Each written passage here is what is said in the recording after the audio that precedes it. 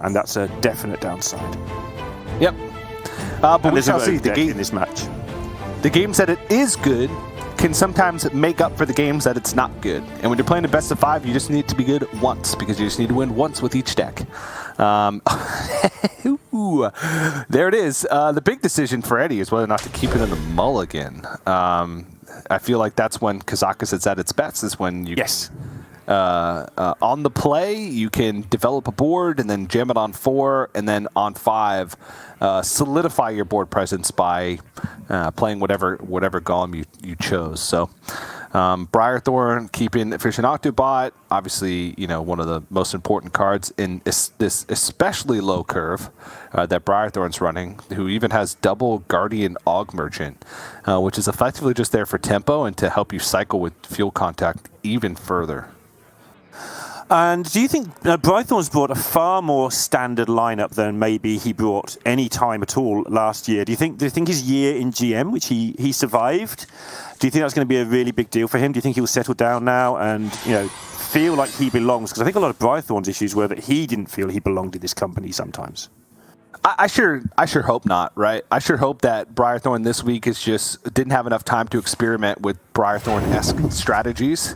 And was just like, all right, I'll bring these decks this week. I need to get off to a good start. I loved watching Briarthorn because he always came with these wacky things. He was playing Penflingers before anybody else was playing Penflingers. I'll have you know, all the way back in the summer of last year. So I just hope that we can get back to innovative Briarthorn, because he started winning towards the end. He was bringing interesting strategies and he was winning, which was cool to see. Yeah, we sort of, I don't know, were impolite to him at time about the Penflingers, but you're absolutely right. He was very quick on the scene to say, hey, this is just a good card. Way, like you say, way before anyone even dreamed that everyone would be a loser all day, every day, in every game. He was just there flinging them pens.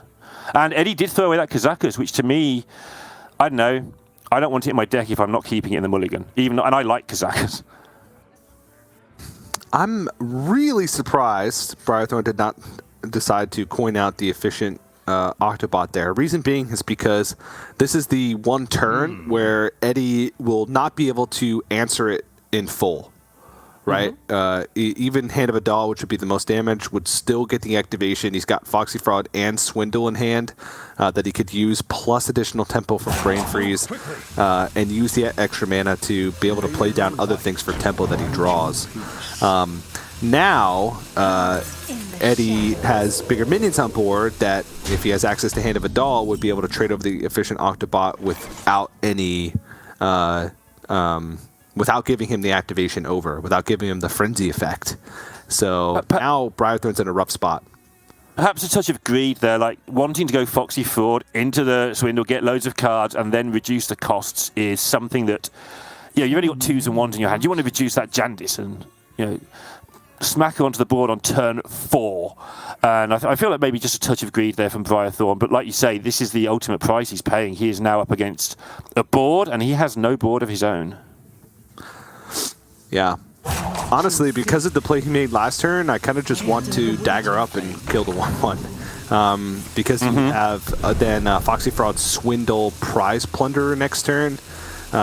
He could even prep out a Brain Freeze, or even prep Swindle and then have Foxy Fraud plus Brain Freeze going to other turns. And he wouldn't give Eddie any room to kind of value trade over this Foxy Fraud. He'd be clearing off the board in one fell swoop instead of trying to deal with it incrementally. But not the greatest early game so far for Briarthorn.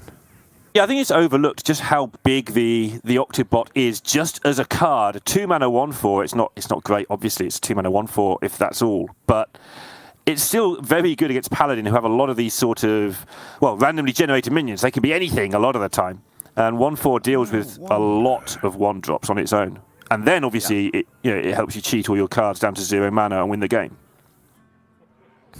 Yeah, but like we mentioned earlier, Briarthorn is playing the Guardian Og Merchant version of the deck, which means that he has more ways to activate his own efficient Octobot in his hand. The issue that I find with trying to wait that out is, like you said, a little bit of greed, where Paladin is a snowbally class right now. It's a very snowbally deck. If they take the board, it is very hard to wrestle the board back because of the secrets, right? You know, Avenge, Oh My God. There's so many things they have to worry about each and every turn that it can be difficult. I think he might be plundering some prizes in a moment. Many times. There's a lot of prizes to be plundered right now. We have seen that Paladin has been very weak to Rogue in GMs this week. It's a smallish sample size, but the Rogue's winning nearly 2/3 of those games at the moment. And something we found in playtesting, actually, if you don't give your opponent a free horse very often, it makes it a lot harder for the Paladin to win. Yeah. That's true. I think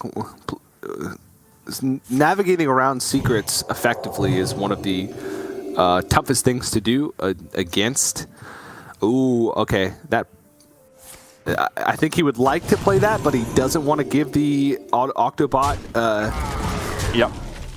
frenzy effect over. So instead has to wait a turn for Sword of the Fallen, maybe even wait a couple turns for Sword of the Fallen. And something that we're seeing already in this meta, or in this set, because this meta is going to be a 1-week meta, is you're going to have to start picturing what's happening in your opponent's hand. The Octobots, the watch posts, those cards. You haven't got to worry about your own hand all the time now. You've got to think, like, what's my opponent's hand look like if it's all reduced by 1? Or what's my hand going to look like, or their hand going to look like if I increase the cost of their cards? You're going to have to sort of have some visualization of what's actually going on in both hands. A lot more than previously. Yeah, against Rogue, literally the only thing I'm worried about with Efficient Octobot is a 4-mana Jandis. Like, that's it. Everything else, they can draw their deck. Who cares? You know, like, they're going to do that no matter what. Their cards are free. The only one that I'm worried about is setting up for the possibility of a turn 4 Jandis. So, a nice little trick for you. Ignore it unless it's Jandis. Ignore it unless it's Jandis. Yeah, I think and then you're dead. So whatever. So I guess the rule is just ignore it, because once it matters, it's too late. I think somebody in the office said, "Oh, I'm going to jam this card," and they just called it Jandis because they misheard. Like, you just jam this card all the time, every time you see it. Eddie still got the board. It's not where Rogue really wants to be, but we did see again that you can come from behind with this deck. And Briarthorn does have this plunderer that's going to do some decent work. Yeah. But the horse. Yeah. Now the Efficient Octobot, he can play all of his cards already. Yeah. That's something you were saying like earlier. If you reduce that early costs, then you're getting something out of it. Like you say, he's actually reducing nothing at all here because he can just play them. That's the thing. Yep.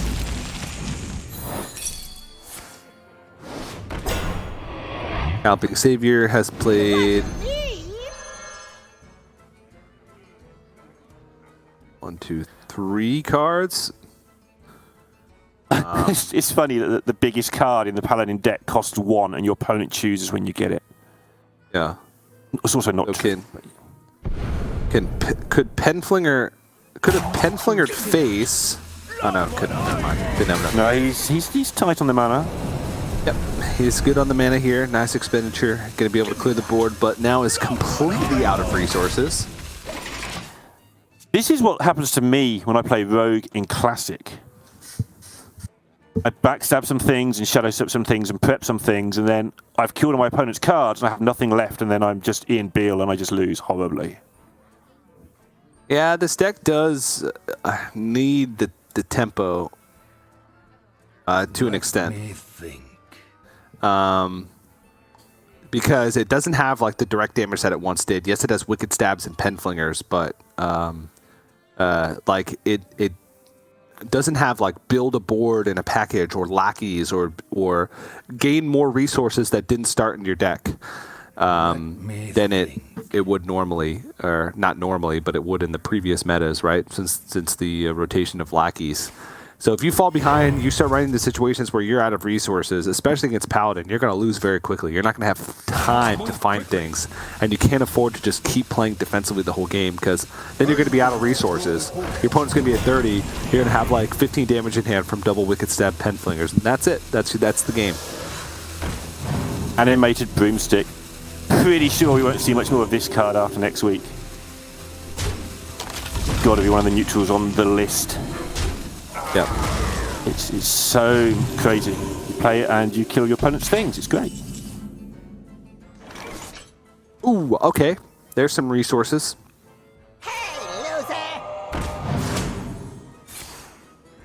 Yep, urgently needed, and they still need to be good. Brain Freeze is okay. Ticketmaster. Do you like Ticketmaster overall? I'm still not really sure about this card.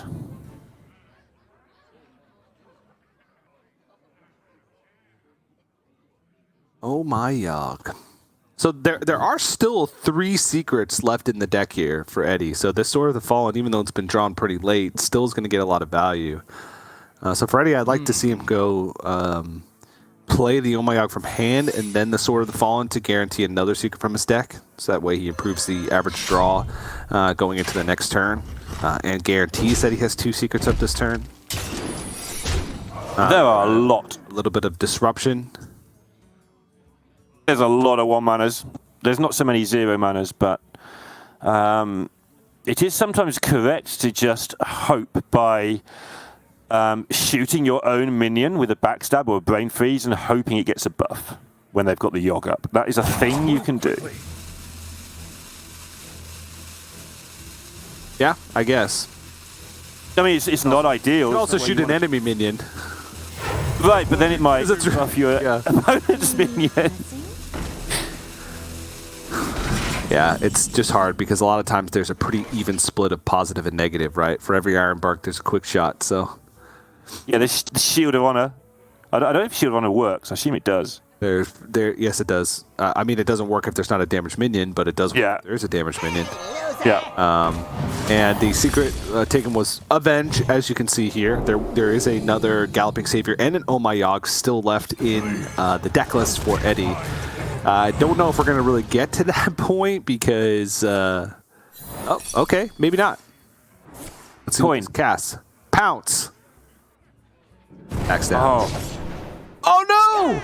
Oh, that's grim. And it didn't bounce. It just... no more died. It ceased to be.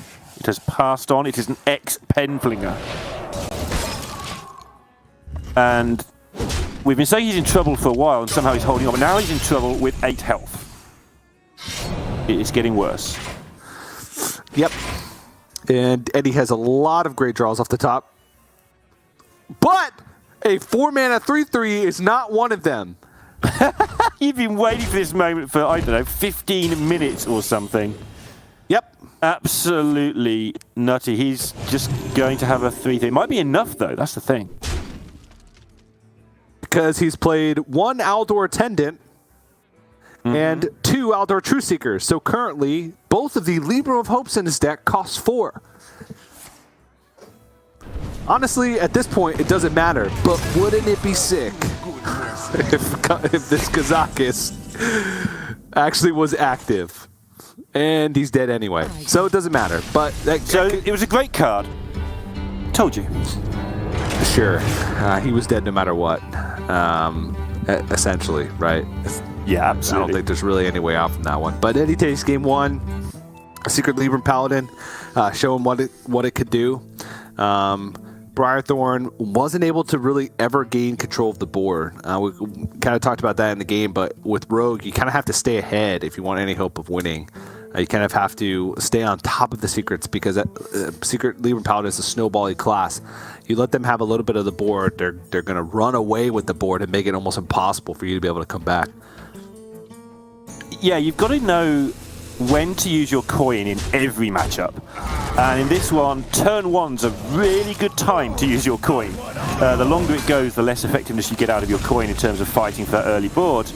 And, I mean, Briarthorn had good reason. He was trying to be greedy. He was trying to pick up a Jandis or something, but he didn't. And instead of having a 1/4 on the board, that may or may not have even reduced any costs, but either way, he would be able to challenge for the board, get into the Foxy on turn 2 with the board half under control and maybe fight back. Yep. But gotta put that one behind him. Eddie has the Token Druid and Weapon Poison Rogue remaining left in his lineup. The Token Druid is probably the one I'm worried about. Briarthorn still has Mage left in the lineup, and to an extent Rogue, where two good matchups for the Weapon Poison Rogue, but Token Druid is a little tougher to get through because it takes more setup time. No longer is there access to Savage Roar for a very cheap burst with wide boards. You know, you can go wide with Gibberlings, but if they get devolving missiles, you got to build it back up from scratch instead of relying on Savage Roar. But we're going to see the Weapon Rogue come out for Eddie first things first.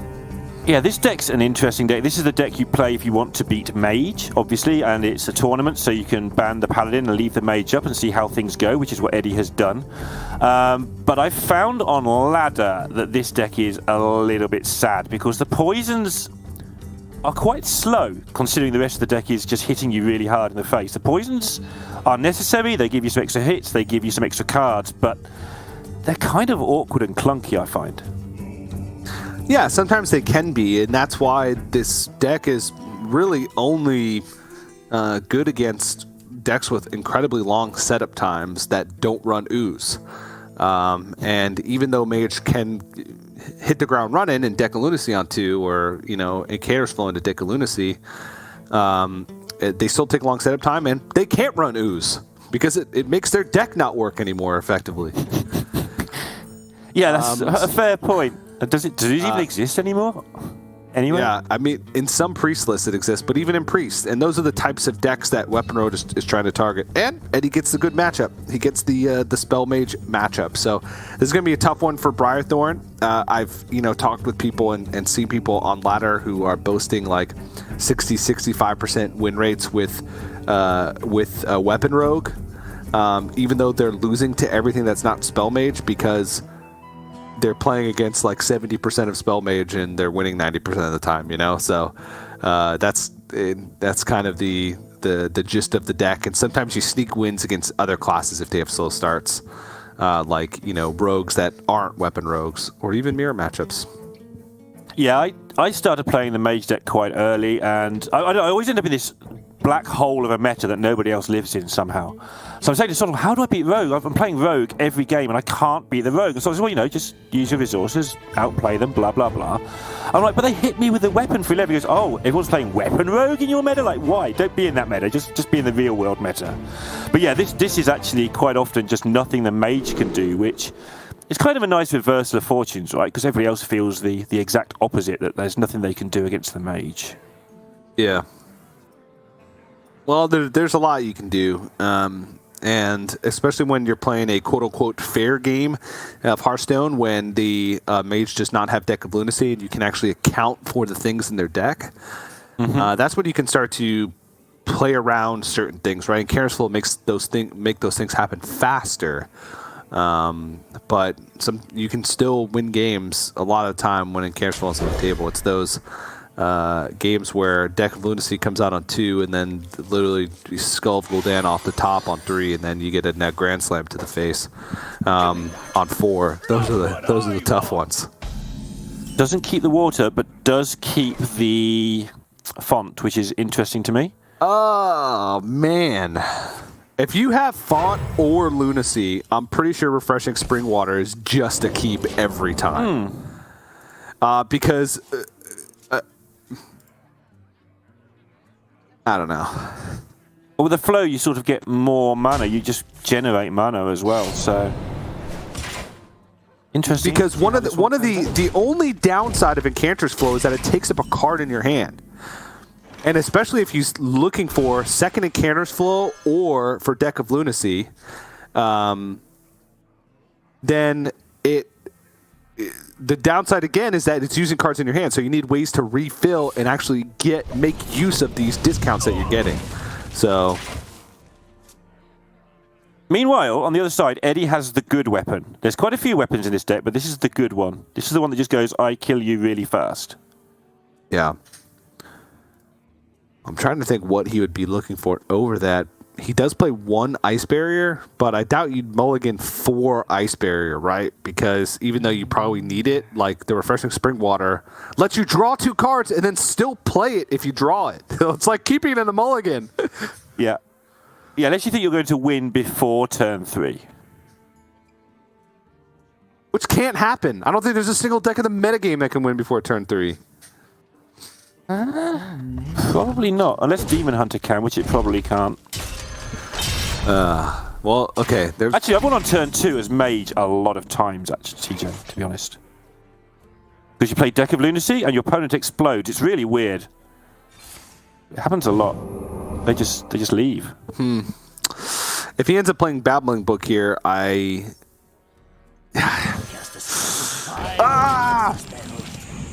Because if you Babbling Book, if you hit Deck of Lunacy, you'd play that 10,000% times more, because then you'd have discounted 1 Incanter's Flow played and then Deck of Lunacy. It's small odds, right? But it's the beginning of a rotation. And then you'd have Lever of Hopes in your deck. Then you could follow that up with the second Incanter's Flow, which makes those Lever of Hopes cost 5 mana. And then if he had a Refreshing Spring Water in hand, it would mean he could cast it the next turn and try and find that for a turn 5 Lever of Hope. If he had picked it up, he didn't. He got it anyway. Now he's got a 2 mana Spring Water, not a 4 mana Spring Water. So everything's what okay. do we know? Something you said there, though, really important. It's the start of a rotation, and you implied it strongly. But if you think something can happen, like if you've got an out in this rotation with not many cards currently available, if you can think of an out when you're trying to dig for cards that generate cards, you've got a good chance of finding that out, whatever it is right now, because there's just not many cards to choose from. It says explode. Yep.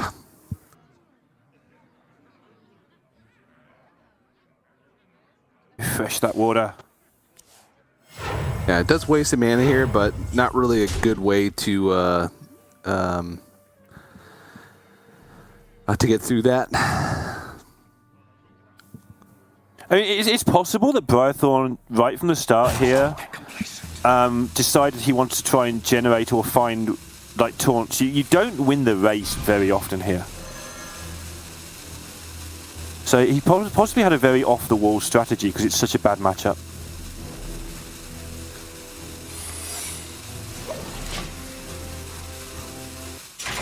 I think when you have bad matchups, you want to double down on your best strategy, especially with Mage. So, hope your opponent. Oh my goodness! What in the world? That card freezes the face, and what does all the damage? The face. TJ, just get me out.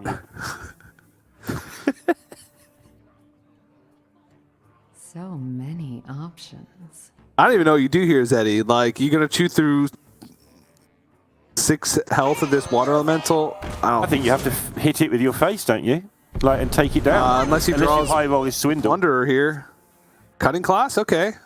We'll keep going, yep. Keep drawing 3 cards. There's a strike, okay. Yeah, more cards, please. He's gonna... Oh, yeah, because he's immune, so he's not taking damage. Okay, yeah, this actually works out. It's fine. And you pen flinger face and end the turn on a cutting class. Yeah, it's nice. Nicely done. All logical and tidy. And he's got some burn. Oh, Cult Neophyte, actually quite good. That'll negate one of the Incanter's flows that was played, at least on these cards that have been drawn. Mm-hmm. All right, Briarthorn. Counting for lethal, because all of this lot adds up to trouble. It's obviously not lethal yet, but yeah, Mizaki. Is he gonna Mizaki? Interesting. No, his hand's not cheap enough to Mizaki, I don't think. If he had like an exceptional amount of burst, then sure. Ooh. That seems okay. I don't know if Briarthorn's going to have the damage. I think he might be dead this turn. I mean, he's not dead this turn as it stands, but he might be dead this turn after some flingers and some cutting classes. Those 8 damage in hand, the pen flinger in between would be an extra 2. Oh, wait. That's 7, 10. He's not dead. Because there'd be enough mana for 4 flingers. So Eddie can put him on a 1-turn clock, 14. though, just say, kill me or don't.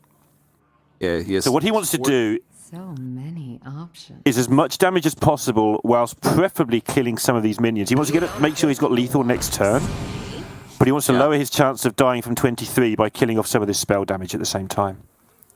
I don't think he wants to use the Sinister Strike because he wants to be able to lethal through. If he can set up a lethal through Ice Barrier, that's ideal. That would be nice, yep.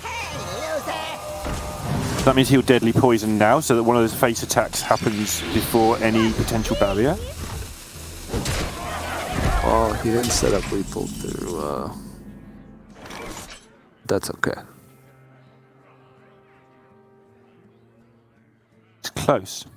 I don't think he He's could got have. Yeah, 7 from put him hand. to at the moment. 7. Yeah. A 0-mana spell would set it up, right? True. He could also Secret Passage, Penflinger, Sinister Strike, Penflinger, Secret Passage. Well done. I don't know. And Briarthorn out of here. gives it up. Yeah. It's 2-0. Yeah. I mean, hit double and Canter's Flow, but usually that's just not enough against Weapon Rogue. You need the goods. You need for Deck of Lunacy. You're looking for like 1 Incanter's Flow to Deck of Lunacy, which turns your 7-mana spells into. Which are now 6-mana spells into 9-mana spells. The only 9-mana spell is Libra of Hope, and usually a Libra of Hope on 6 against any aggressive deck it's enough. It's enough, especially when you have 2 more in your deck. So Druid, you were saying that the Druid might be the weak spot. Well, if it is the weak spot, then it's going to be the only way out for Briarthorn. So he needs it to be the weak spot, and Druid has performed horribly so far in this tournament. yeah, I'm honestly not surprised. So I made my initial climb for not 2 Legend, but in Legend from like 500 to 100 with Token Druid. And because it was very early on in the rotation, I think people weren't quite used to how the new Token Druid operates compared to the old one, where it's you have to stick a board for multiple turns in a row in order to kill. So as long as you're playing around like Solar Eclipse and Arbor Up, you don't have to like overreact to every single board.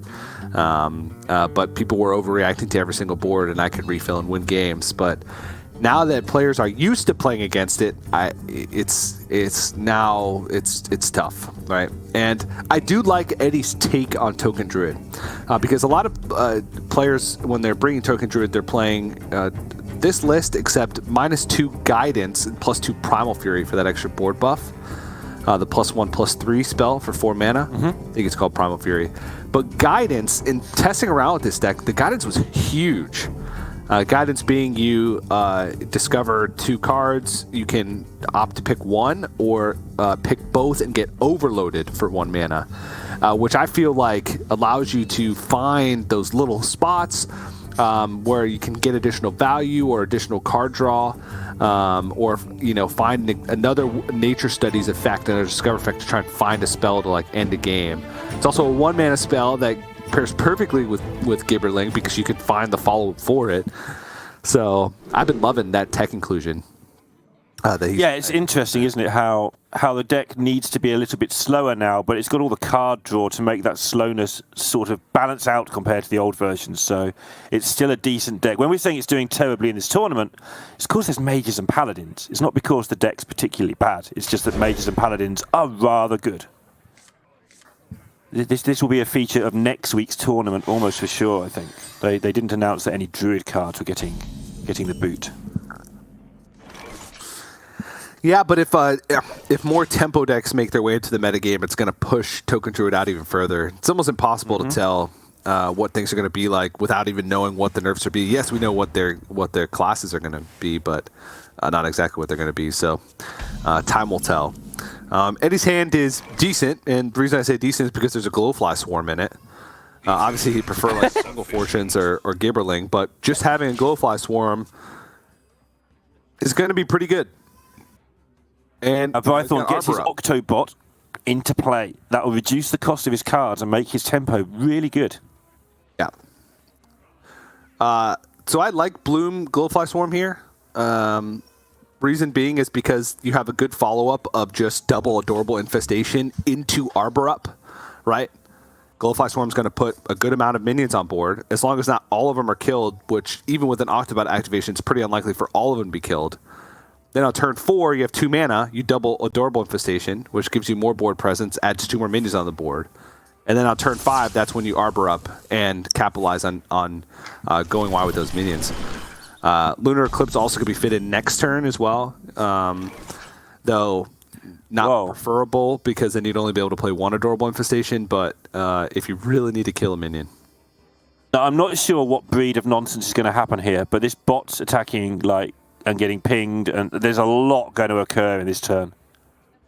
It's a full clear, right? It's a full clear, I think. I think every card but one gets played as well.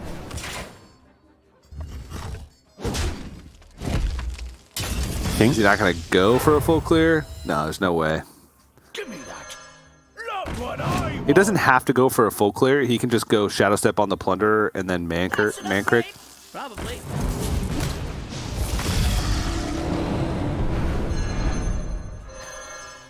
Okay. Give me that. Well, I guess there's 1 minion left. He emptied his hand. He did. And killed basically everything and now has the board. And Eddie has 2 mana. Well, you still do the play. You double Adorable Infestation and you make a value trade. The question is, where do you value trade over? Honestly, I think at this point you can afford to be greedy and value trade over the 1/2. Because then either the 3/4 trades into a 1/1 to protect one of these 2/1s. Which means you're protecting the now 4/3 on the board. And then you still guarantee at least 1 minion for Arbor Up next turn. Yep. I wonder. Oh, he's going to go for Thorngrown Sentries? I don't like that. I liked where his head was at the beginning. The double Adorable Infestation.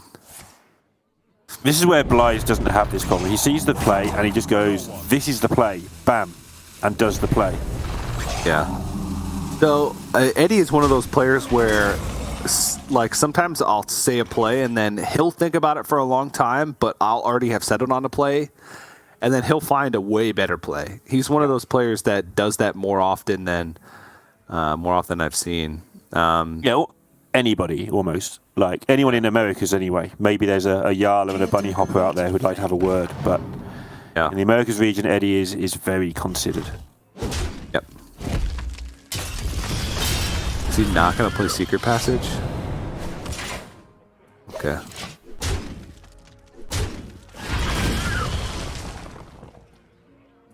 With the Foxy Fart being played, I wouldn't have minded. But now I think for Briarthorn is a little more interesting. He could go for, you want to go for Bloom first. So you Bloom, Lunar Eclipse, Thorngrown Sentries, Arbor Up. That's a lot of stuff, right? Yeah. Alternatively, you go Bloom, Lunar Sentries, Thorngrown Sentries, Rodent. You've got whatever to be that able to thing beat is. Jandis. Eddie thinks this card is Jandis, so you've got to have stuff on the board or you lose to Jandis here. He's going for the. Wait, no. Oh, he's going for the cat Arbor Up. For no one. Why not the Sentries in Arbor Up? It's more immediate power. I think he's scared of Jandis. I think he thought there was a card. Yeah, look at his reaction to this being a secret passage. Yeah, but it wouldn't change anything against Jandis, right? Jandis is Jandis. He would still have 4 minions on board. Right. Except his minions would be 3 3s with taunt instead of 3 2s without taunt. Okay. And then he'd still be able to go 2 minions plus Soul of the Force the next turn. I'm curious what his thoughts are. He would have 2 minions left on board now. Or at least 1 minion. He'd have 1 full health minion left on board here.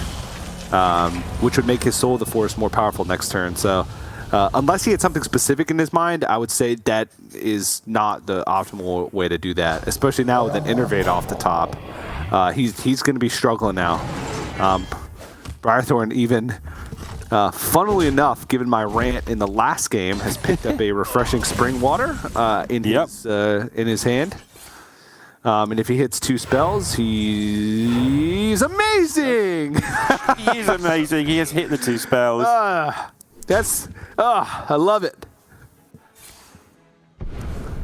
So satisfying. So many spells. And you were saying you shouldn't put Swampoos in. Like, just put it in there. You went for it. This is just, this is the juice. And he hits second Glowfly Swarm, I think. But that is two of them, 2 2/2s, which is not enough, especially with not even be able to innervate out the Soul of the Forest to protect them. Honestly, for Eddie, I think he needs to. I would hero power the Octobot. Yep. And trade over the 1/1, and then hope that your next draw, you can just chain Fungal Fortune into Fungal Fortune and make a massive board before you die. How about put your 1/2 into their 3/10, play nothing, and hope it all goes away. Yeah, it really does. Just hope it all goes away. I guess the upside of not hitting the Octobot, the downside is Briarthorn can make a whole lot of more stuff cheaper if he has additional card draw. I kind of feel like actually putting the 1/2 into the 3/10 was better than going face, honestly. So many. Yeah, your face damage doesn't matter at this point, but I think he was hoping that if Briarthorn wanted to push any damage to face, you would have to get this 1/1 or dagger up. Sure.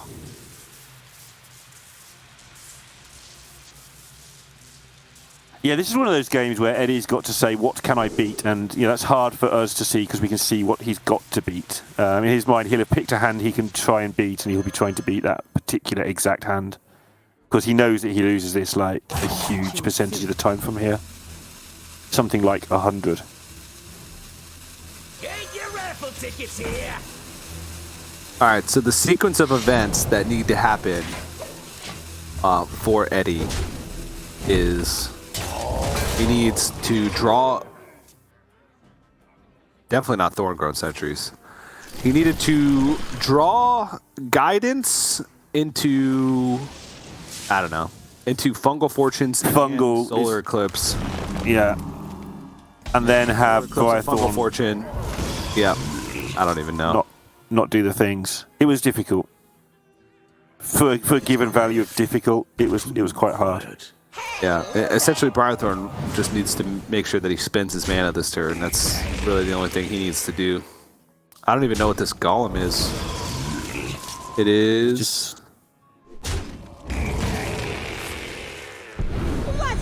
I mean, it's a 5/5 with some abilities. That's pretty good. Probably 2 5/5s. Yeah, it is. With Lifesteal. Yeah, with Lifesteal. Okay, I lost it on my deck tracker. Just at this point, don't let the animations beat you and you're good. Yep, Eddie's had enough of all that nonsense. It's 2-1. 2-1. Yeah, it was the previous turn that he needed to hit some big draw, right? He needed to guess the Wade into Fungal Fortunes or Fungal Fortunes. Because the way the Refreshing Spring Water worked out, Briarthorn was almost certainly going to set up a 2-turn lethal. So he needed to draw that turn, be able to go wide the following turn, and then set up a 2-turn lethal himself, forced Briarthorn to respect the board that he created. But it wasn't able to happen. So Eddie had a decent start, right? It was just the Octobot allowed him.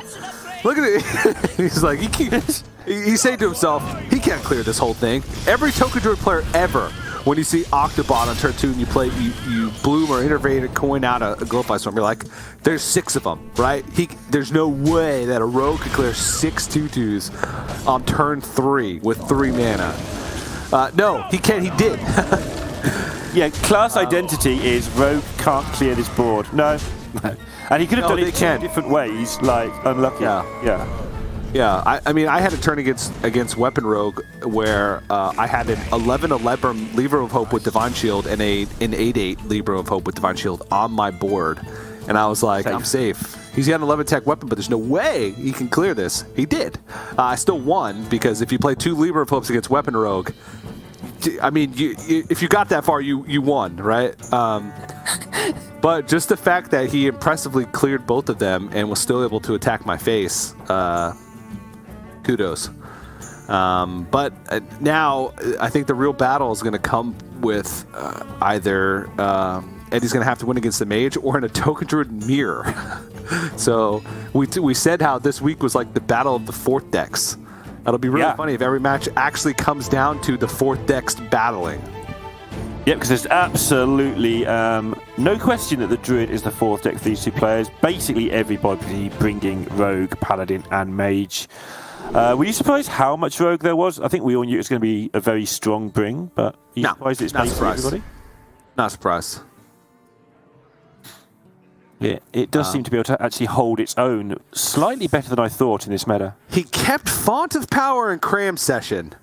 Mm-hmm. I want this. I want that. Yeah. That's what I want. The Deck of Lunacy. Give it to me. Yeah, that's all I want. I don't want anything else.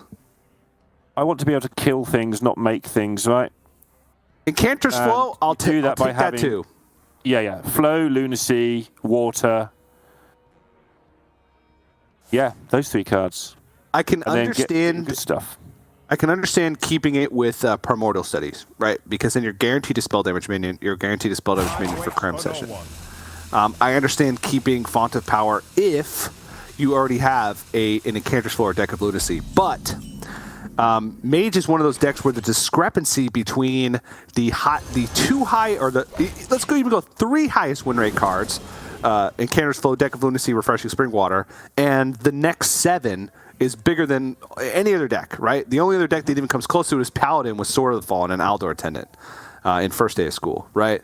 The deck is hinged upon drawing those cards and playing those cards as soon as possible. That I feel like you need to aggressively mulligan for it. Yep. And I mean, I agree. Yeah. That's all I can say. I want to add some cutting, state-of-the-art analysis to this, but I just agree with you, I'm afraid, TJ. That's it. However, getting Raz is a pretty good deal against Token Druid at this point. Yeah. And he has it. Yeah, if he could stick a Raz with spell damage on the board, like, more power to you. Font of Power, you're a god. He got spell power Raz against Token Druid with Font of Power. If that happens consistently, which spoiler it doesn't, sure, by all means. The totem was too early. Just did a load of damage to all the minions and they weren't there. The Gibberling came off the top afterwards. This totem's way out of sync. It needs syncing up with the game. It would have cleared all of these. Gibber. So basically, Eddie wants to make a wide board, but make sure that he keeps enough mana to be able to play Arbor up next turn. So it looks to me like Gibberling. No, none of it works. It's always so awkward when you get it around now because you want to be doing other things. He hasn't got many other things to do. He also would like to protect his hand for the glowflies, right? He doesn't want to use too many spells because glowflies are good. Well, the glowfly is just there as redundancy in case you don't hit Gibberling. I feel like I play with glowfly as secondary. If I were Does this count as hitting Gibberling or is this too late? No, this is perfect. Unless you have the nuts on the coin with Nature Studies, Adorable Infestation, you're not playing Gibberling on 1 anyway. Shout out to Crane for that one. Yeah. So this is a good middle ground. He keeps enough mana to be able to armor up if this board gets dealt with, and he doesn't want to arbor up next turn. Then he has Glowfly Swarm with still a good amount of spells. So, Briarthorn, Refreshing Spring Water. Oh! Into Cone of Cold and more water. Looks like good pickups. And let's end this with a combustion. Right there. It's perfect. Seems good. Job's done.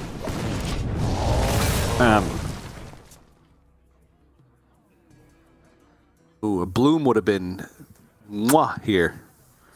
He could have. Oh, it would have been huge. He could have coin Innervate, or just coin bloom Solar Eclipse Arbor up. Oh, mwah, chef's kiss.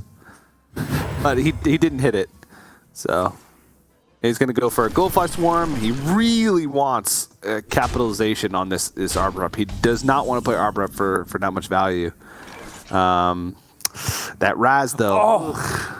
But look at this Primordial Studies. If you can get the a 0 cost or 1 cost for next turn he can Raz with spell damage, and all he has to do is Cone of Cold to keep these things in check for a round. Although they're all going to get made a lot bigger. So War Soul the Forest. Yeah. I think Raz this turn, force him to kill it. Okay. This is okay. Yeah, no, I think I might agree with this. Okay.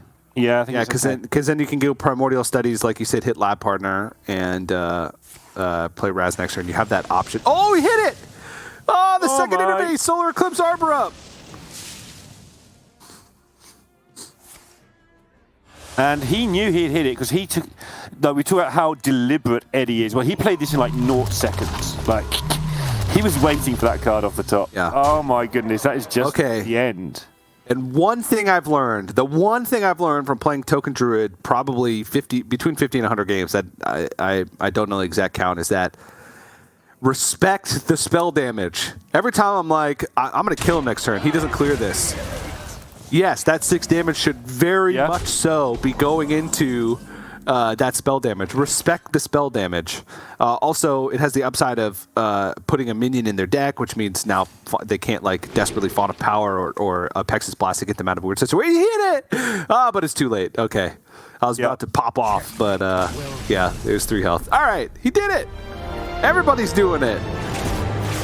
Eddie gets through the match. That gets him another point, gets him into the quarterfinals, which we will see tomorrow. Briarthorn's out of this tournament, but he's picked up a point for reaching the top 12, and he'll be back next week because we're going to have 7 tournaments in 7 weeks. And, you know, everyone's going to get a good chance to win one of those tournaments and pick up those points. Yep. You know, there was the buy in that group, so guaranteed a point. But still, nonetheless, Briarthorn, I always had this relationship with casting Briarthorn games where it like teeters on genius and insanity.